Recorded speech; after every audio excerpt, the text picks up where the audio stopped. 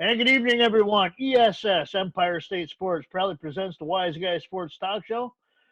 Tonight's hosts are Joey Real, Dave Bartlett, and myself, Pete Goslaw. And our special guest tonight is Bill Mitchell. Welcome to the show, Coach. Thanks for having me. I've enjoyed watching all the shows over the last few weeks. It's become part of my daily ritual. So it's been a lot of fun. I'm glad we have some great numbers out there and a lot of compliments. I actually got an email from Coach Bechtel tonight, thanking us for interviewing him. So we're very happy to do this. And of course, in the middle of this pandemic, people are just sports hungry. So we figured we'd start this off and see where it goes. So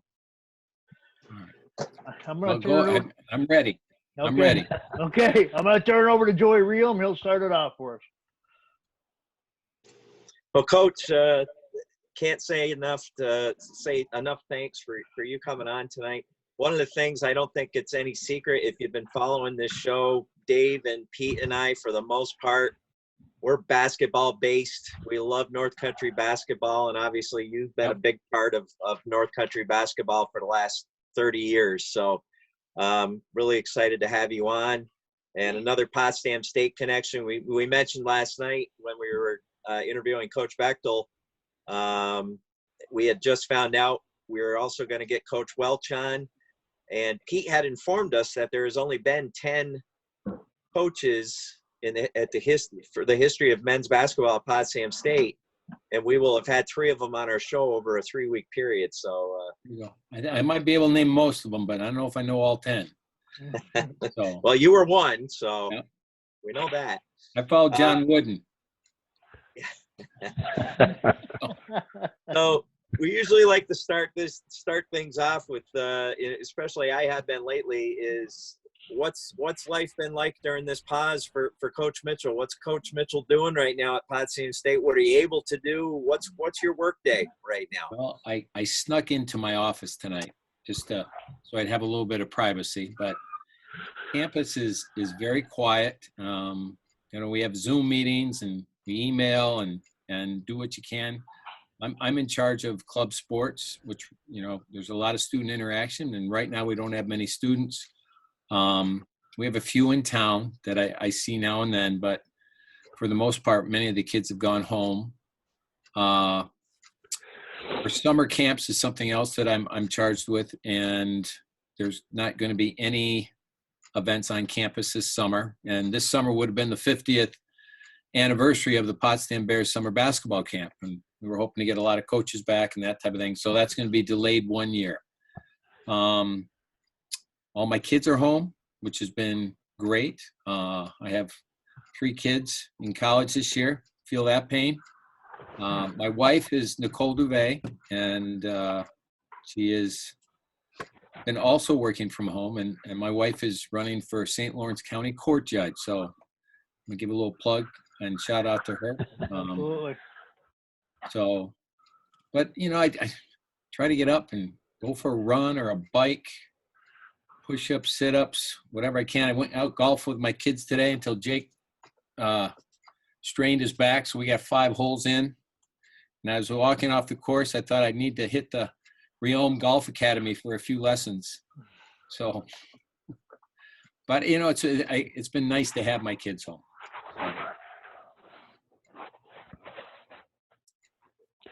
Yeah, you mentioned the. Did we lose Joe? Joey, you're lost muted. Joe for a second. There we go. All Right. So what I was saying was, we talked yesterday about the summer camp, and this would have been the 50th anniversary. Yeah. And myself, I went to that camp from the first year I could go all the way through my senior year, and it was the highlight of my summer. And even comparing to, I went to Syracuse University camp, I went to a couple other camps. Potsdam was always my favorite. You get to see some of the other, we play in Section 10. You get to see some of the other Section 10 players that you're going to be up against, and it's just So disappointing that for the 50th anniversary one, you're not going to be able to do it this year. That just, Well, the Lord works in mysterious ways is all. yeah. My interview with Coach Welsh happened in early August 1985. I drove out from Ann Arbor, Michigan. I just got my master's at Michigan. Hail to the victors. And I came out during basketball camp, and he had 582 kids that week. So I followed him around for 2 days and watched the man in action. And our interview actually took place at the Burger King, I think on that Tuesday night at about 11:30.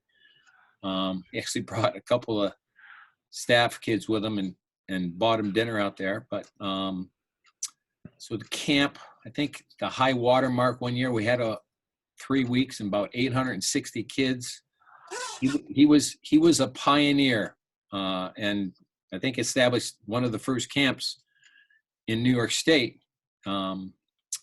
way back. So, and we've tried to keep it going, and as strong as there's a lot more competition and everybody's running a camp, but it's stayed strong. We've remained true to the values that he tried to instill with learn skills, make a lot of new friends, and improve during the week. And we've tried to have those three principles continue every year that we run the camp. I'm with Dave, Coach. I went there when I was in high school, and it was great to mix and mingle with arch enemies, I guess, or rivals that week, and we always learned about a little bit more than we did the year before. Oh, yeah. And it really helped my dribbling skills. Unfortunately, I can't dribble worth a damn anymore. But I remember Practice, Pete. Yeah. Well, my problem is I can't bend over that much anymore. But I was pretty good at the spider drill many moons ago. But There you go. that much I remember. So Coach, tell us a little bit more about what you're doing now. We'll backtrack a little bit, but exactly what does your job really entail? I mean, how do you actually put on camps? I mean, it's a lot of. Yeah, we have a lot of student clubs, and I'm in charge of the club sports. Basically anything that has a physical aspect to it, I am charged with overseeing a lot of the safety concerns and the liability. I train all the teams. They have safety officers designated. I train them in first aid, CPR, AED. I meet with them about emergency procedures and that type of thing. I do a lot of work with our rugby programs. They play in conferences, and club rugby is a huge sport in this country. And I've learned to appreciate how tough those guys and girls are. And I just met with a couple of kids the other day. We were storing some equipment, and they voiced their disappointment with losing this season. We have 2 beautiful fields now here. We were going to actually host a national qualifier for the spring until the virus hit. So I do that. I do the summer camps. I help out in a number of different ways, help organizing our Bears Sports Hall of Fame. Sharif Hashim, our athletic director, is a great person to work with, and I try to help him out with projects and that type of thing. So one of the recent projects that we just did was getting those 81 and 86 national championship games on the air for all the North Country, all the Potsdam alums and anybody throughout the country if they wanted to watch it. And having Coach Welsh give those little intros at the beginning, I turned to my wife. I said, I got to get down there and see him. Haven't seen him in a while. I'll be honest with you. I actually took the time to watch those games myself during the slowdown, and it brought back a lot of great memories. And we were talking to Coach Bechtel about that yesterday. Of course, he's a young guy, really wasn't here in the heydays of the Potsdam State when this place was packed and rocking. Yeah. And a lot of us do miss that. We mentioned yesterday also that for us North Country people, Potsdam State is the mecca of basketball. We all Oh, yeah. we all strive to get there. It's like, I don't know how you describe it. It's as soon as you're walking up the ramp from the parking lot, you just get that feeling over you, like this is it.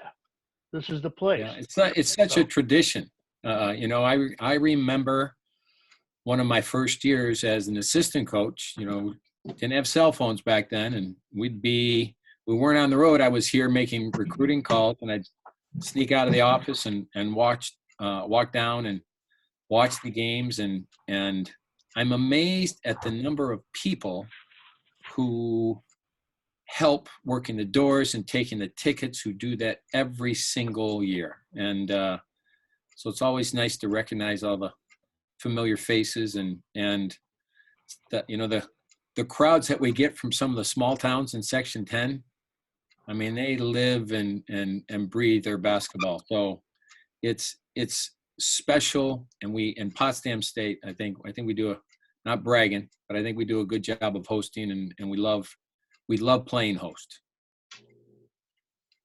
Yeah, and, you're right, Coach. It's someplace that we all aspire to, on top of just, I know even when my teams aren't involved, it's just great congregating there with everybody that loves the game of basketball. Yeah.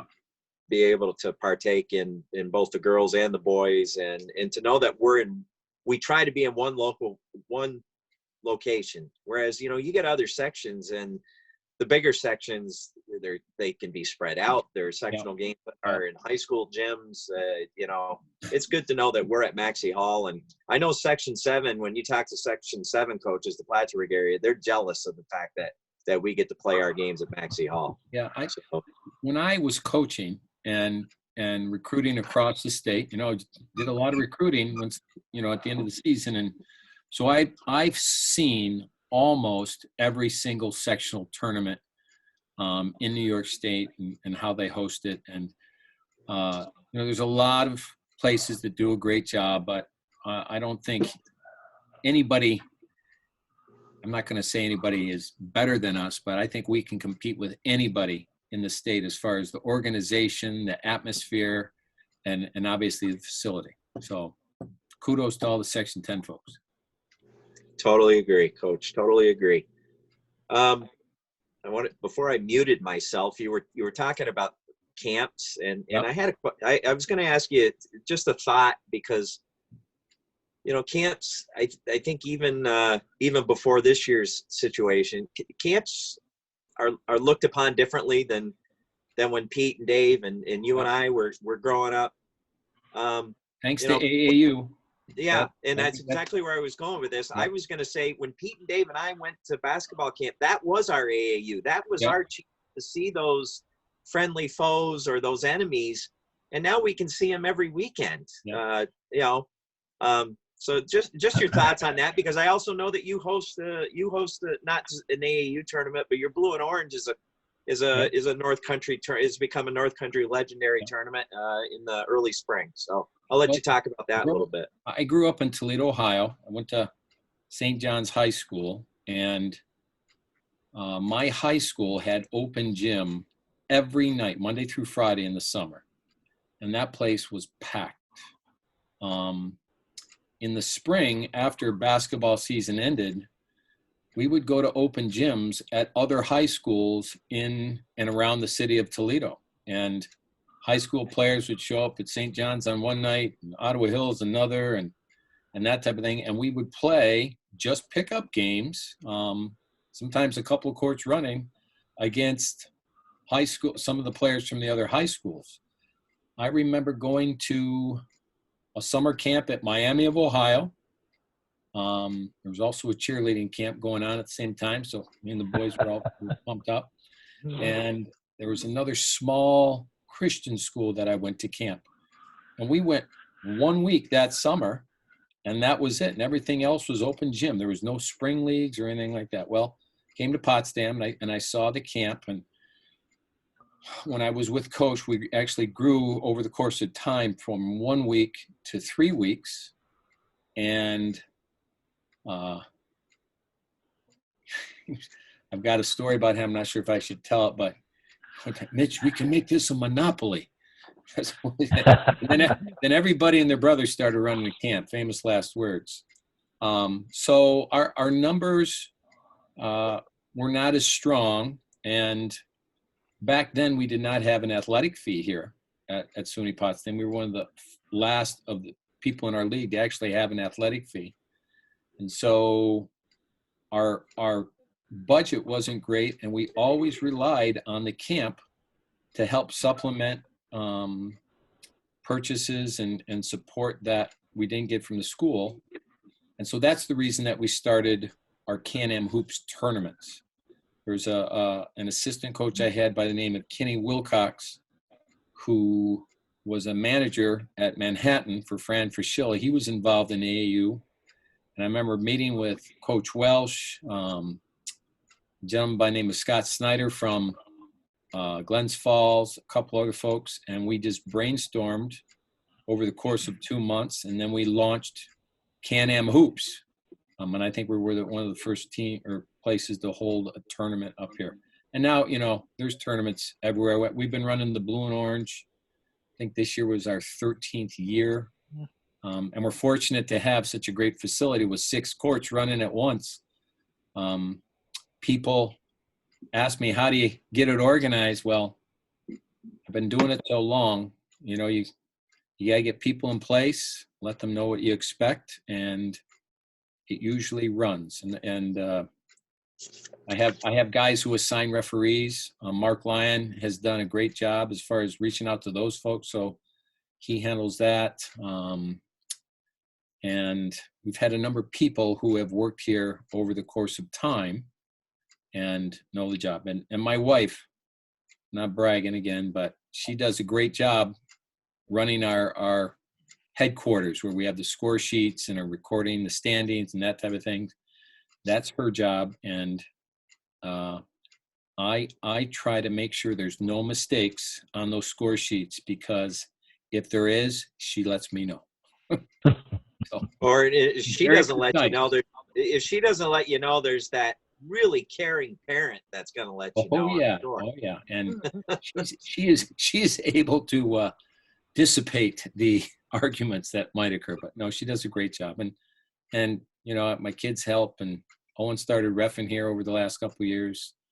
Olivia traveled back from the University of Connecticut to help out that weekend. So, and we even get grandma to help. So it's a fun weekend for our family. Now, this year, Blue and Orange, Coach, number one, you were lucky enough to get it in. The weekend before, yeah. Yeah, lucky enough to get it in. It was a weekend before everything went down. It's the only not off-season basketball that I was lucky enough to get in with my boys. Yeah. But you were pretty busy that weekend. Not much So in this body. You'll have to tell Pete and Dave and the viewers what you were doing that weekend, because that was an awesome experience. I'm sure it was for you.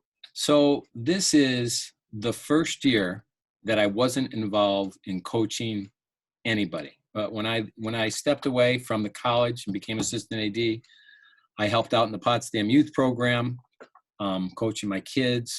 I helped out Coach Kamek, Steve Kamek, for a long while. And when my daughter was in high school, I helped out the girls team. My son, Jake, it was his last year playing college basketball at Ithaca College. And my wife and I did not miss a game. And the weekend before the Blue and Orange, Jake, and I purposely didn't have it that weekend, Jake and Ithaca won the Liberty League tournament. And it was a great weekend for our family. He was a starter all year. He was kind of their glue guy, very different role in college than he had in high school.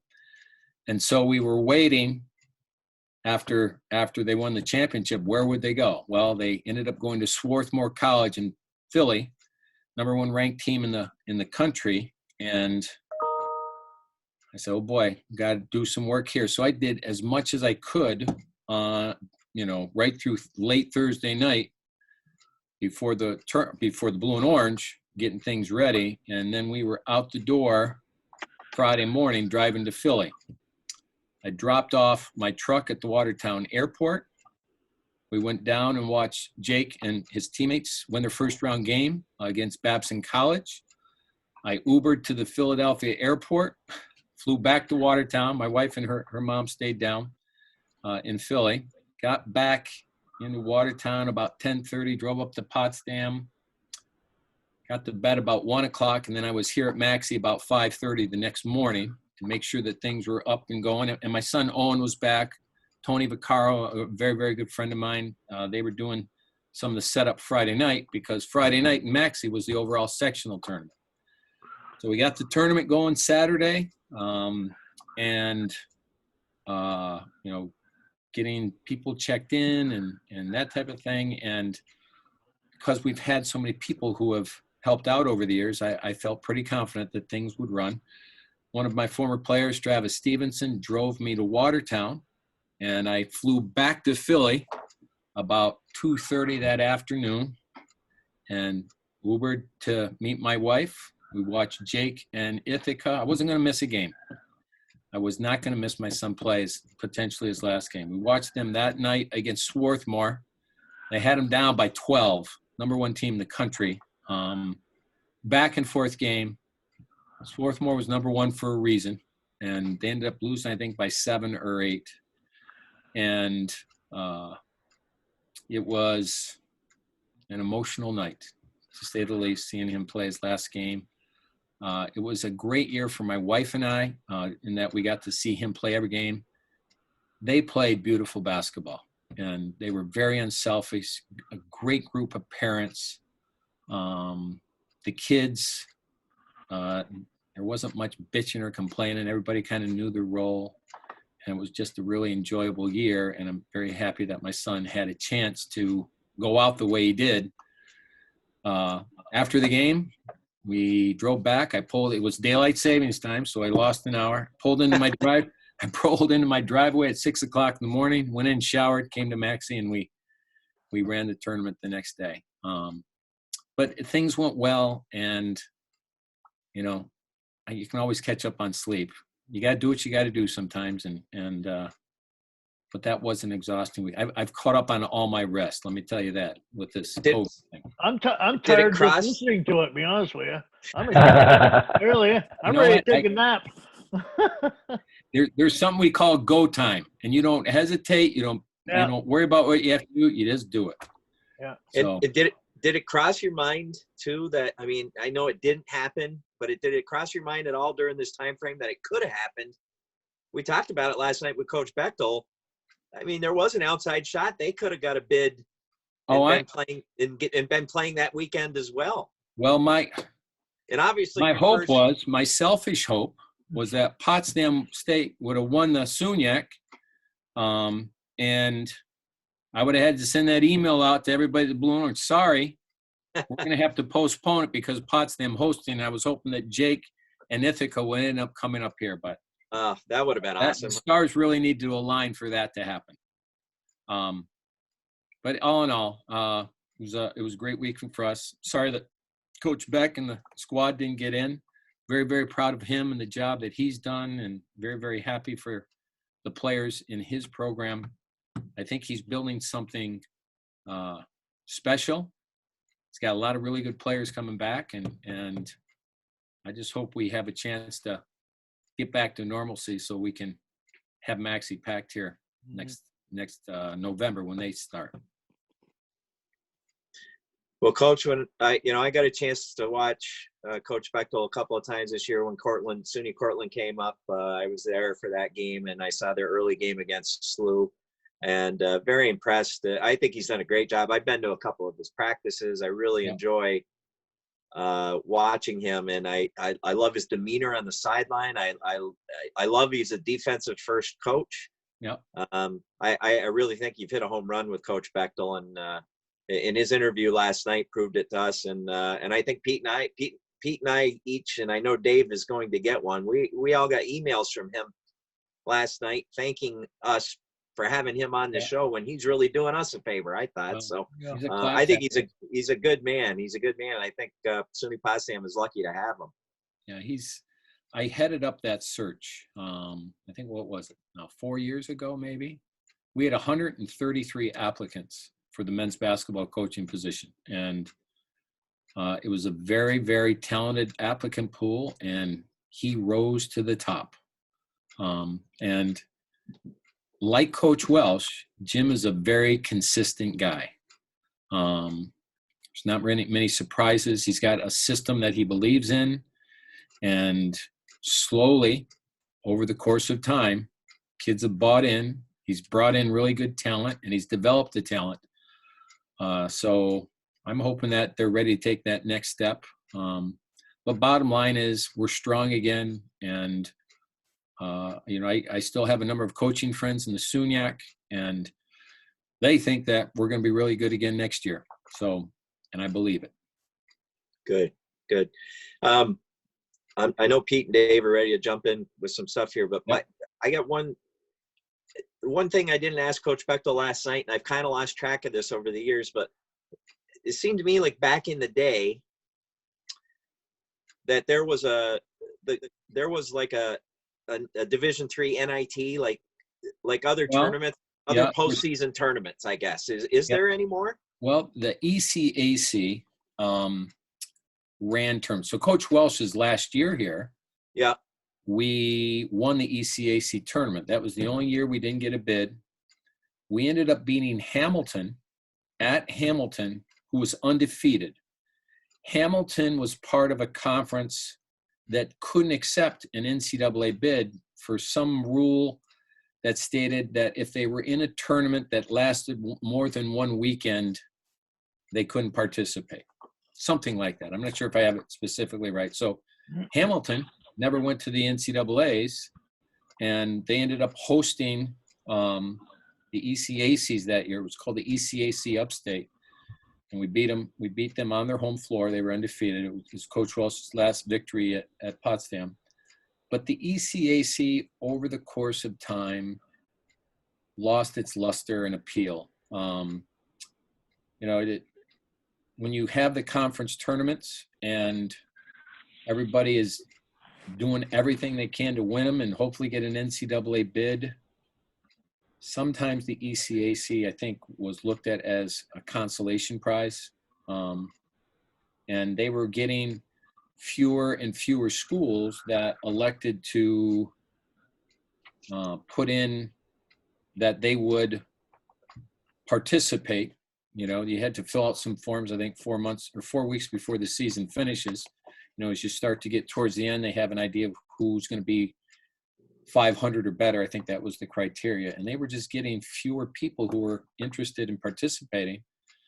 And I think they still have it.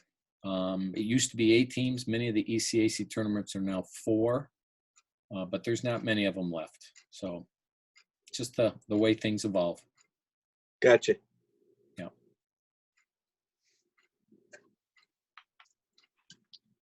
Next question. Yeah, no, I'm fading in. Am I can still keep here? going. Go ahead. Go ahead. Am I still here? I might. We got you, Pete. Go ahead, Joe. I'm not putting anybody to sleep. I can call Nate. I got my cell phone. Call Nate. Get him back. We talked about this last night with Coach Bechtel, and I planned on asking you about this, but as much as we love Maxey Hall, love Jerry Welch Gymnasium, but it's becoming a little outdated, and do you see it getting modernized a little bit here? And I know that right now this isn't helping, I'm sure, but is there a plan in place for that? Yeah. Since I've been in Maxey, much of the building has been renovated. They redid our rink, I think, 4 or 5 years ago. Our offices, our field house floor. They've done work to the pool. The gym is in the works for a new floor and new bleachers. There were tentative plans this summer, but I think it's been pushed off to next summer, obviously. And I'm not sure how that might affect the camp, but it is on the planning docket here on campus to update the gym. I'd love to see the ceiling, those dark girders sprayed like the ones were in the rink. They were sprayed silver, and it's like daylight in the rink now. And the bleachers they're old, and the motors have been replaced a few times. But it is in the plans to get that thing updated. So you learn to be patient when you work in the SUNY system. I believe that, yes. But it's still a great facility. Oh, absolutely, without a doubt. I mean, we all can't wait to get there, but we also know that she's starting to show her age a little bit. So, well, I'll tell you, every year we have visiting teams come in, and they're taken back how we have everything under one roof: the gym, the field house, the swimming pool, the arena. I know at Ithaca, where my son Jake goes, their athletic facilities are in 4 or 5 different spots. So whoever planned this facility way back had some vision, and it's stood the test of time. But I agree with you that we need to do a little bit of a facelift in that gym to bring it up to snuff. I've been in enough gyms over the past 5 months at all these college campuses in New York and Liberty League, SUNYAC. We're due. So, Coach, I want to go back a few years now. Sorry, my computer is in and out here. I want you to describe, because the JV basketball program at Potsdam State back in the day, and how it's so much different than high school JV basketball. I'm trying to figure out, because most players that come into the college level are there for 4 years at the varsity at the men's level. Did you have students come into the JV level and work their way up to the varsity, or how does that work? Because it's totally that's the way it is with high school. So yeah, when I first came here, there was a JV program, and my first year as Jerry's assistant was a huge learning curve for me. I came from Michigan, and I was a graduate assistant there for 2 years, and before that I was a manager for 3. But everything I learned about basketball, I learned here. And I was working in the admissions office, traveling New York State, and I missed the first couple of weeks of practice.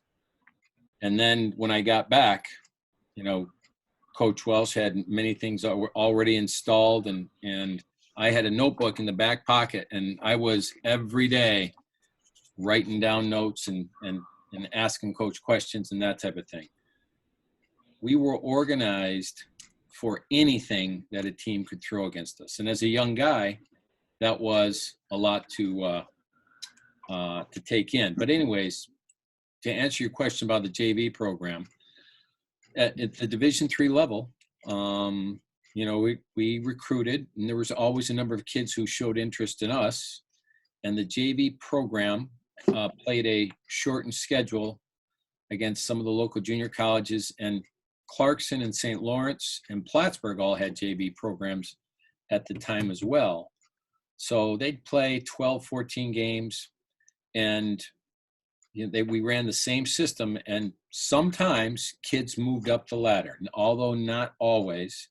And towards the end of our JV program, I know that on that day, after you've been practicing for 3 or 4 days and you make the separation where varsity is here and the JV's there was always some disappointed faces. But if people had the right attitude and worked at it and took advantage of the opportunity, they would get better. Derek Rowland, who ended up being in the NBA and 2-time All-American and had a great career. He started off as a JV player at Potsdam playing for Steve Kamak. And he learned quickly, and over the course of time, he kept ascending, and he was part of that team his freshman year, the varsity team, just because he got better so fast. But it got tougher to schedule JV games, you know, and you can only practice so much and keep those kids motivated.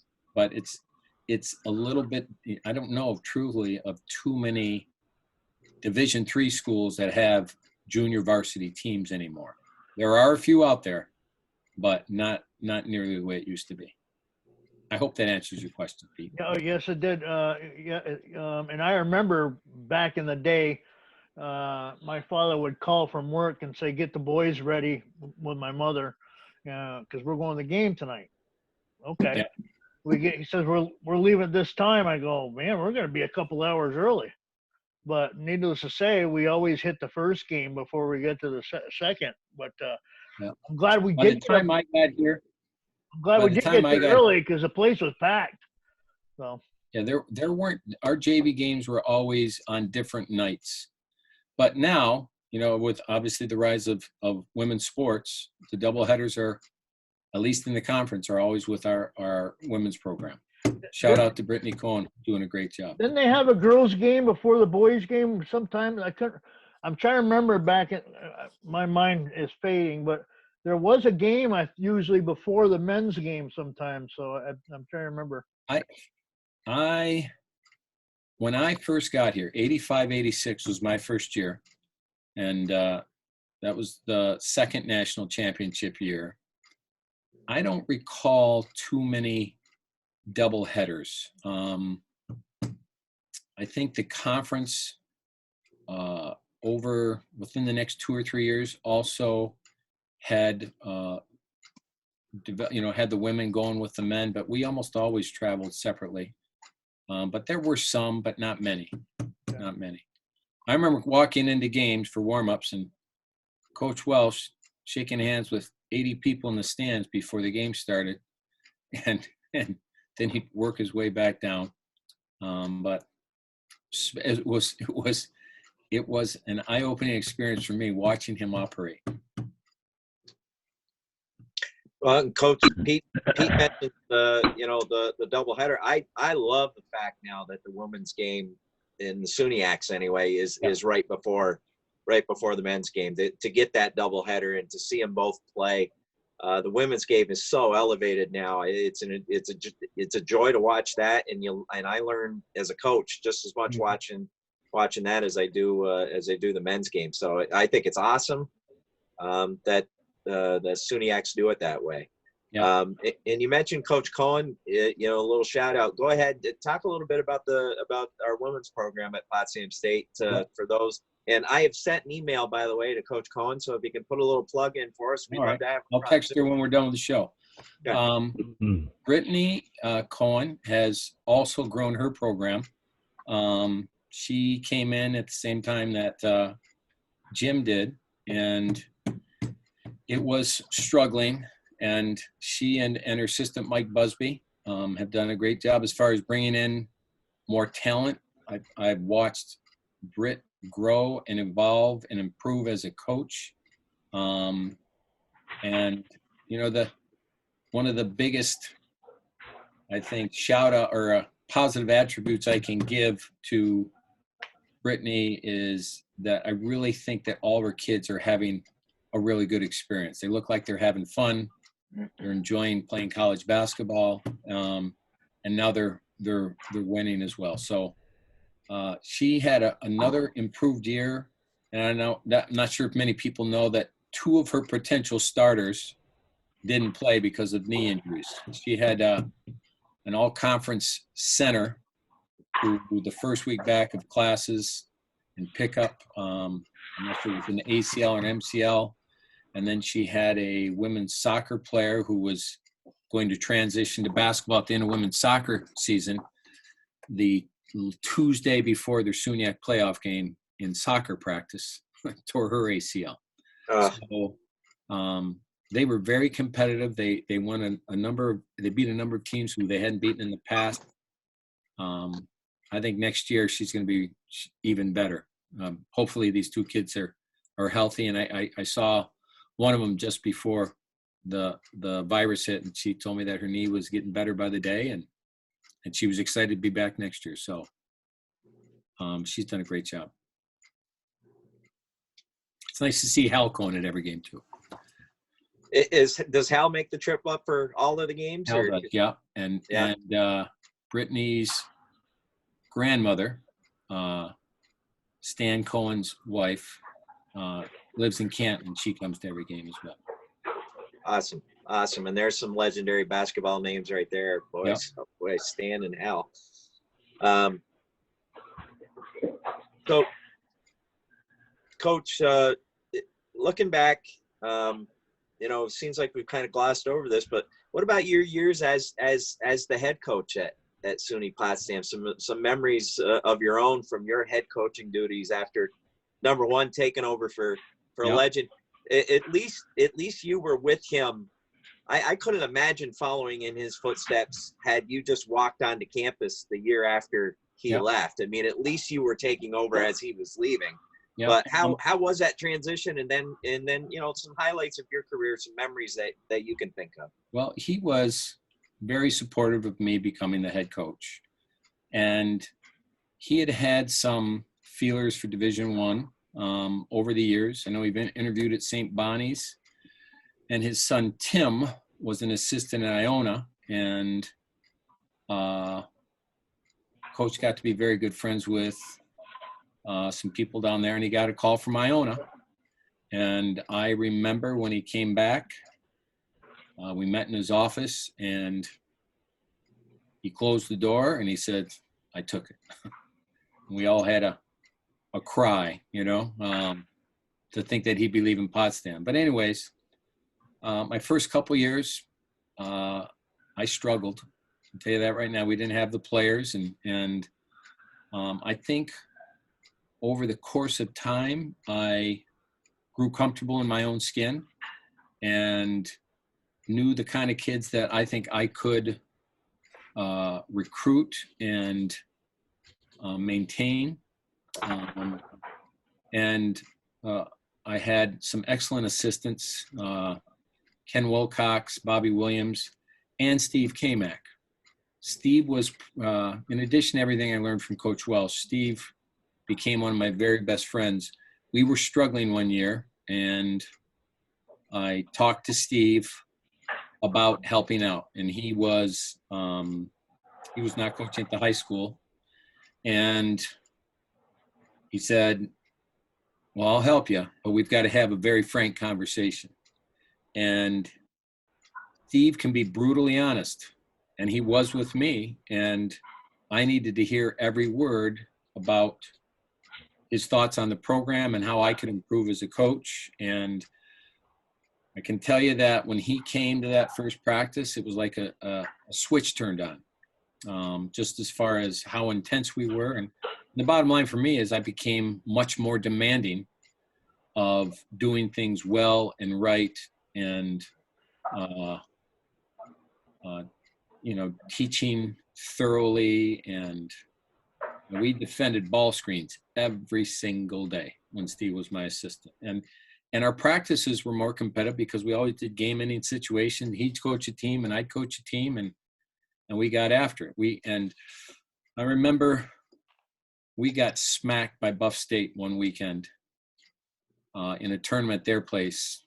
I'm not sure what the difference was, but we played them the following Friday in a game here at Maxey, a conference game. And that was the week that he started helping me. And at halftime of that game, this is after losing by about 35 points the previous week, we were up by 14 at half, and against the same team. We ended up losing at the buzzer. We had a ball rim and fall out. We ended up losing by 1, but we turned it around, and he became a great friend and a great mentor. And I think from that point on, I never had a losing season. And I had him right by my side. I'd advise any young coach to seek out somebody who has a lot of game experience under their belt. But it got to a point where we thought very much alike. It was like Coach Welsh and I knew what Coach Welsh was going to say before he'd say it. And Steve and I worked very well together. I got to make sure that I also mention Mike Kelly, who was my assistant my last 6 years from Malone. He was one of the most hardworking, best game prep scouting guys you could ever hope for. And he made my job a lot easier. And he also, in his very quiet way, brought in very, very good players. And so when I stepped away, when I had the chance to move into administration, the cupboard was full. We had won the regular season championship. We ended up getting upset in the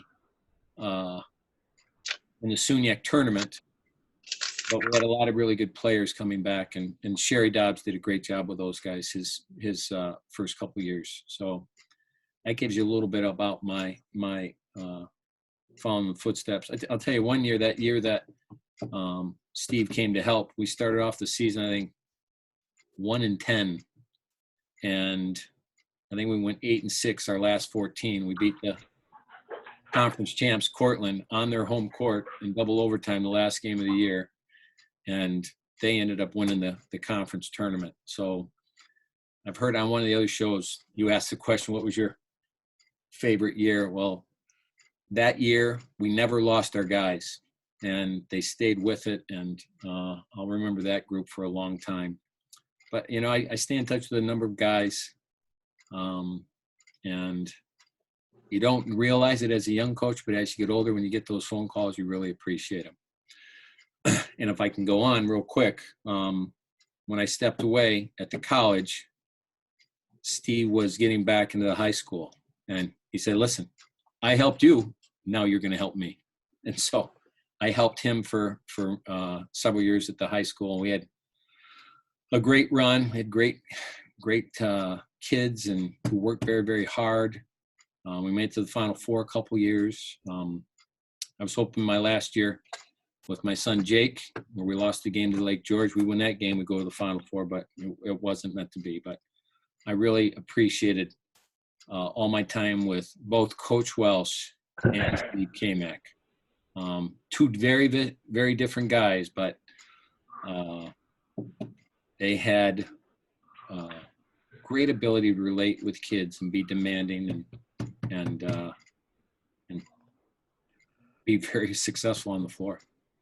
I was going to be one of my questions is about what team. I always ask the coaches what team there was, but going back a little bit, and I know you still do a lot of volunteer coaching, helping out whenever you can, but I got to ask you the question. Do you miss being the head coach, or do you like where you are now? Well, I really enjoyed this year. I mean, just been able to spend all the time with my wife. My wife really sacrificed when I was the head coach. I can't tell you the number of days that, day after Thanksgiving, day after Christmas, I'd be gone.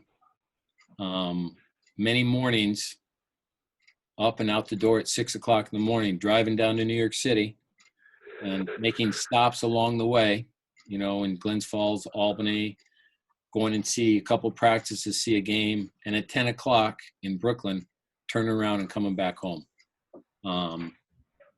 That happened a lot. And part of the reason is we had young kids, and my wife had a demanding job, and I tried not to shoulder her with all that burden. So that was one of the reasons I did step away, just because of there's a cost to doing business when you're a college head coach, and I didn't want the cost to be my family. But as far as teams, that 95, 96 team, I think it was either 95, 96 or 94, 95, where Steve started helping me out. My last couple of years were really enjoyable there. My first year, even though, there was change, the seniors on that team, I still stay in touch with those guys. Larry Cohorst and I talk every month. And then, the teams that I coached at Potsdam Central, I coached my son Jake's crew, similar to you, Joe, with, those guys from second grade all the way up through their senior year.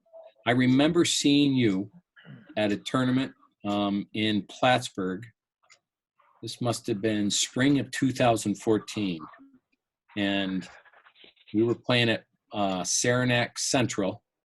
We were playing, I think, the defending state champion from Vermont, and we got them. And I remember you were watching the game, and I remember seeing, I can't remember what was said, but I thought, you're going to be in my shoes one of these days here, brother, But that was a really, really enjoyable experience. Just being able to coach my kids, If I was coaching college, I wouldn't have been able to see many of their games. So I got that going for me, So what's next for Bill Mitchell? You pretty much wore a bunch of hats, Coach. Where do you see yourself down the road there? Is retirement even in the future, or no, we're going to grind it out? I think about retirement, but after this COVID thing, I'm not ready. I got to have a plan for what I'm going to do. First agenda is get Duvet elected for judge. That's number one. I'll be around a lot more next year now that I don't have to travel all the roads to see my son Jake play. And I don't coach, but I'll help Coach Bechtel in any way he wants. And if somebody wanted me to come out and help them at a practice, I'd love to do it. I have some pretty concrete ideas as far as how to prepare a team for a game. A great memory of mine was sitting right here at my desk where I am right now, and it was a Section 10 tournament, the overall, and we had just won our semifinal. And as we always did, we always filmed the opponents, and Steve Kamek and I sat right here at my desk and went over the Madrid-Waddington tape, getting ready for them till about 2:30 in the morning. And we had one day to get ready, and we got ready. The kids on their team were telling our players that our guys knew their plays better than they did. So, and that's something, because Aaron Jones runs a ton of plays. But I really enjoyed the preparation and thinking about how we can game plan to beat this other team. A lot of it was defense. We tried to take teams out of their offense. Make the first entry pass tough. That was something we used to always talk about. Don't let them enter the ball. It was always nice to have good players too. But, we worked hard in practice, and it was just a really good time in my life. It was a lot of fun. A lot of great parents too. A lot of good memories for the rest of us too. To be honest with you. I'm taking it day by day. I'm trying to stay healthy. Gained a few pounds here that I'm trying to shed. Got to get on the bike again. But we'll see what happens. Never know what the future brings. Yeah. Go watch Joey play. When you beat Potsdam, after I stepped away from that sideline, I watched you jump. You got about an 18-inch vertical. I saw you jump for joy after that game. No, but I saw the program that you were building, and we all saw it coming. And kudos to you. And the other thing is you've maintained it and built it a couple of times, and that's not easy. I have great respect for the coaches at the high school level. It was eye-opening to me when I stepped away from college, as far as the time and effort to build a good high school program. And people think that, they show up during the season and you practice and you put out that product on the floor. No. It starts back in kindergarten and first grade. And if you teach the young kids well, and you've got people who know what they're talking about down to lower levels, and they become skilled, it makes your job as a high school coach a whole lot easier. And the people who don't put in that kind of time, they're the ones who don't have the success that they want. And the people that do, I know you had Scott Sargent on a couple weeks ago, and Ogdensburg not only has great talent, but they got the Boys and Girls Club, and they have a lot of people, including Coach Myrna on those Saturday mornings, who know what they're talking about. And they teach these kids how to handle the ball and how to move without the ball. They're tough. And it's a big source of pride for them to wear that OFA jersey. So a lot of respect to those guys. Steve LaRose, we call it the Steve LaRose minor league system. He has given that program so much support, and he's an excellent basketball coach as well. So just some thoughts on building a high school program. Well, Coach, unfortunately, our time has come to an end here, but we want to thank you immensely for coming on our program. Yeah. Definitely one of the highlights so far, talking to you. Very respected around the Potsdam area, and we'll continue to watch what's next for Bill Mitchell. Okay, thanks, guys. All right. Dave, Coach, nice meeting you. Joe, Coach, thanks. thank you very much. Appreciate it. I know I always enjoy it when I bump into you. You've always have good words for me to keep me going. I always just hear positive things coming out of you. So you always make me feel good about my program, whether we're getting beat by 40 or winning by 40. So I can't thank you enough throughout the years. As the players say, much respect. Much respect. Much respect. All right. Yeah. Okay, guys, I'll be tuning in. Thank you so much for having me. All right. All right. Thanks, Coach. Nice to meet you too, Coach, by the way. Take care, guys.